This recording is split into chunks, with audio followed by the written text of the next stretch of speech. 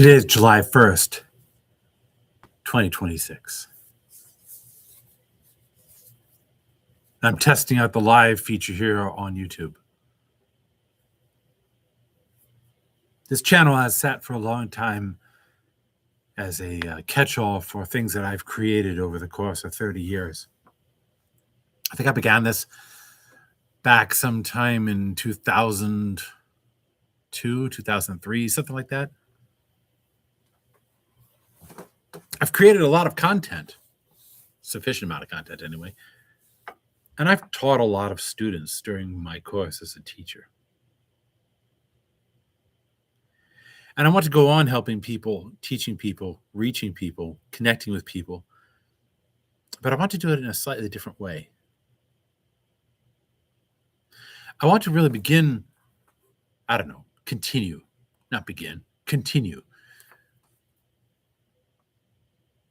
to help others to understand the roots of our culture, to help them understand our culture. I want to help you to understand your culture. I want to help you to understand the roots of your culture.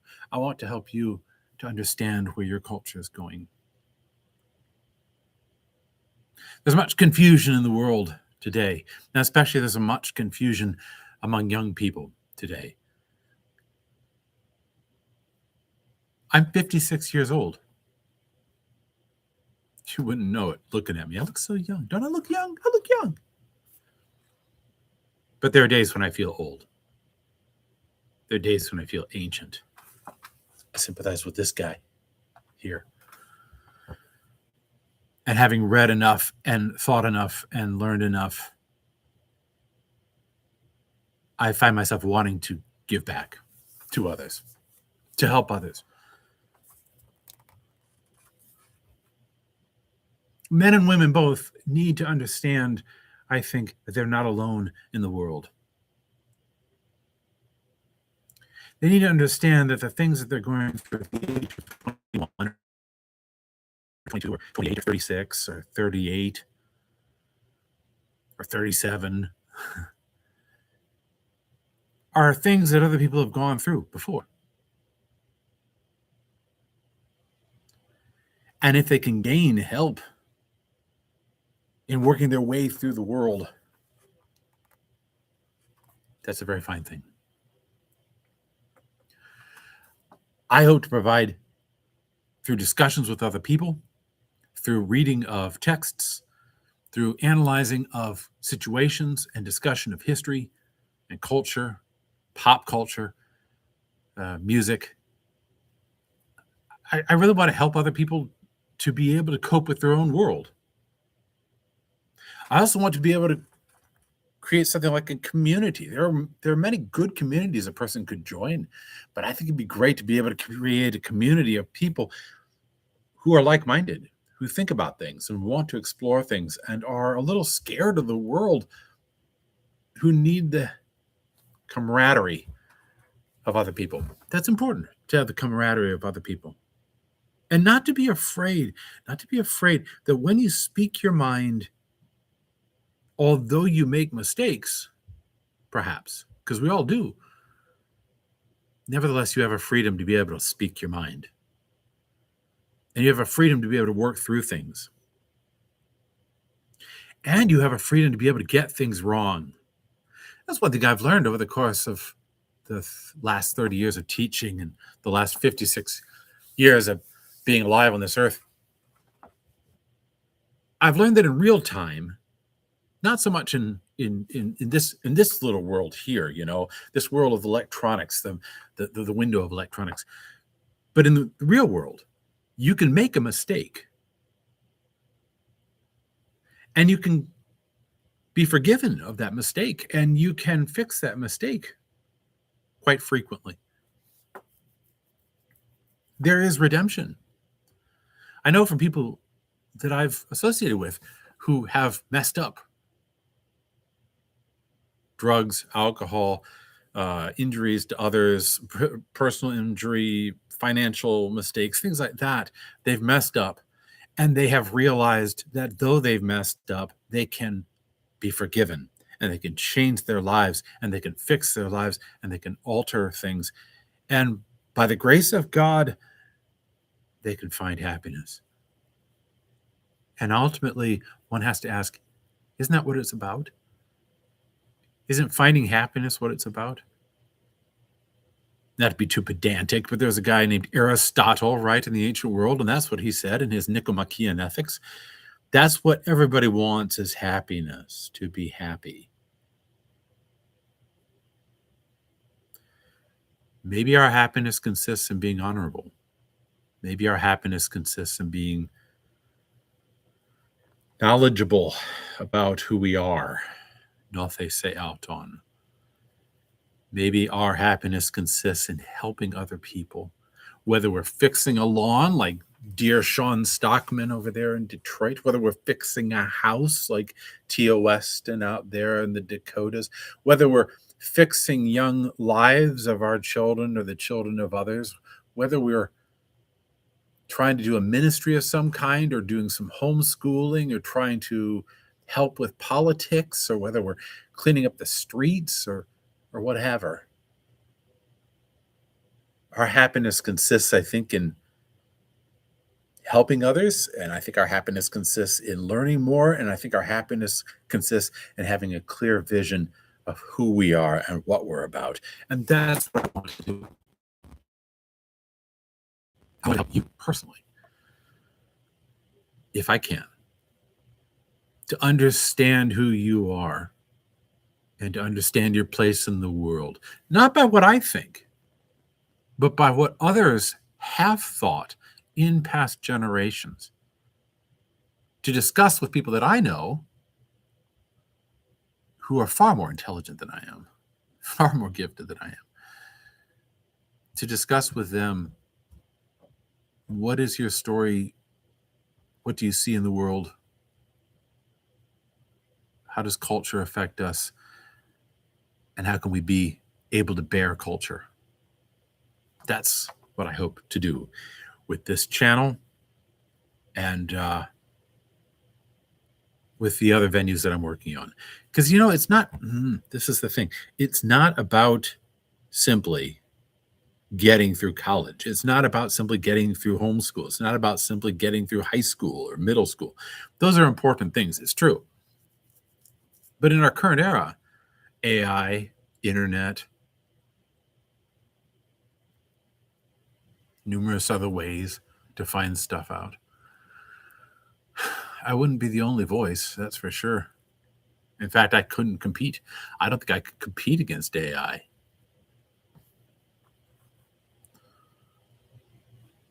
But what I can do is I can offer my own insight, and I can offer the discussion with other people, and I can offer the knowledge of a bigger world out there and a greater mode of doing things, perhaps, than others have considered before.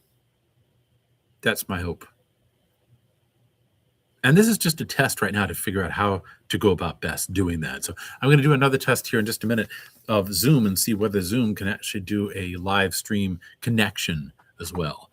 So if you're interested, hopefully you're interested in this, if you're interested in finding out more about your world and your culture and who you are and what human life is about and where we're headed and the roots of things, if that interests you, if it interests you to find out more about redemption and about being able to fix your situation and improve your situation as a young person or as a middle-aged person like myself, if you are interested at all in joining a community of like-minded people who want to talk about and think about and reason about human culture as it has been on this planet for the thousands of years that it has been on this planet, hopefully this will be something for you. I was reading the other day about the Apophis image, that snake image that I think I've talked about in some of my articles and videos. That image of Apophis goes back to about 4000 BC. That's 6,000 years old. 6,000 years old. People have been doing this sort of thing for 6,000 years. That is wrestling with chaos. Apophis is chaos and destruction and disorder. Wrestling with Apophis for 6,000 years. We think that's new to us, to wrestle with chaos and pointlessness and hopelessness and despair and darkness and dissolution and the world's coming to an end. Well, it's always been coming to an end. One could argue it's maybe more imminent now, perhaps with AI, with governments being what they are, with the threat of war or nuclear war and devastation. One could argue that it is more imminent, but it's not more imminent here. It's not more imminent here. Because your heart and your mind are your heart and your mind, and they are unique. They are unique. You are experiencing the thing. C.S. Lewis says this in The Problem of Pain, right? C.S. Lewis says that although people have wrestled with pain for as long as people have been around, you personally are wrestling with your own pain for the first time. And although other people have done X, Y, and Z activities before, you are doing them for the first time. There is no first time, for instance, for losing a parent, right? When your father or your mother dies. People have gone through that for generations before. As Hamlet says in Shakespeare's great play, right? I lost a father and he lost a father before him. So this is, normal. But it's not normal because you haven't done it before. You haven't done it before. Even though other people have, you have not done it before. So it is personal and it is individual and it is unique. Learn from others, I say. Learn from others. How do you cope? How do you deal with? How do you interpret the things that you're going through? That's helpful, I think. And the world will invade. I have people living around me, and the sounds will invade, and the probably the officium me vocat, the duties of office will call me hither and yon as well. But my hope is to be able to have a community and a discussion and a furtheration of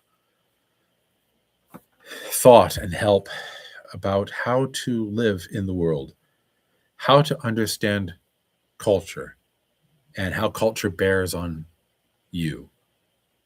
And by talking about that, to help you to bear culture. So that eventually, as you're developing and growing, and I'm still developing and growing, you can find a way to, fall into the role you're supposed to be in. The Catechism of the Catholic Church says that every human being is supposed to be a priest, a prophet, and a king. What does that mean to be a priest, a prophet, and a king? I think part of it is to learn how to bear the weight of culture so that you don't end up simply being like King Conan on the throne, brooding the entire time. See, there I go with a pop culture reference, King Conan. How about that? How many people have actually seen Conan or know about King Conan? Robert E. Howard, man. There it goes. Robert E. Howard, that's an interesting thing. Robert E. Howard wrote those books because he read these pulp fiction novels, because there were a lot of them. That was before comic books were actually invented. Pulp fiction novels preceded comic books, and there were these short stories that normally followed a normal pattern. They weren't very well written, and they took certain characters through stories. And Robert E. Howard read these things as a young man, and he was down in his luck. He wasn't making a lot of money, and he read these stories. He said, I can tell a better story than that. And so he did.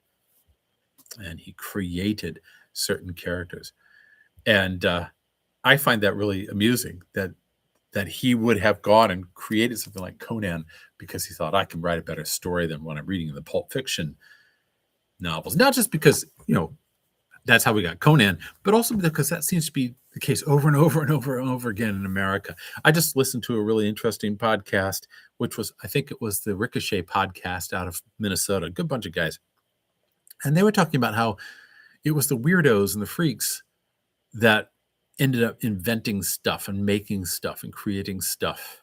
And I think there's a lot to that. But I think part of the freakishness, at least the freakishness that I feel, is that I will frequently see something and I'll be like, I could do a better job. And that seems to be something that in America certainly happens all the time. Happens worldwide, but I think especially in America happens all the time, where people will see something and be like, I can improve on that. That bubbler over there, I can make it so the water comes out faster. That automobile over there, I can improve it so it's more dynamic. That thing over there, I can improve that so I can make it better. And I think that sense of like we're about improving stuff and fixing stuff and creating new things that seems to permeate our culture, and I love it. I love it.